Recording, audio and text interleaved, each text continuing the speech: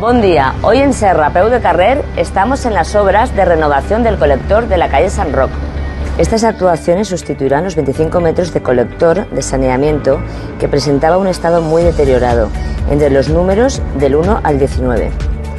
Los trabajos, para los que se han gestionado más de 39.000 euros de fondos propios, darán solución a los problemas de filtración de aguas que padecían algunas viviendas de la zona.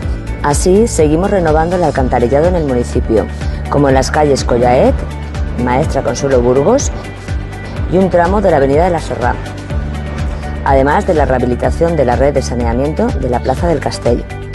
Este año se prevé continuar con mejoras en el colector general y la calle San Joaquín, así como la renovación parcial de la red de agua potable de la calle Valencia. Con una inversión total de 390.000 euros, trabajamos para dotar de unas infraestructuras necesarias en nuestro municipio.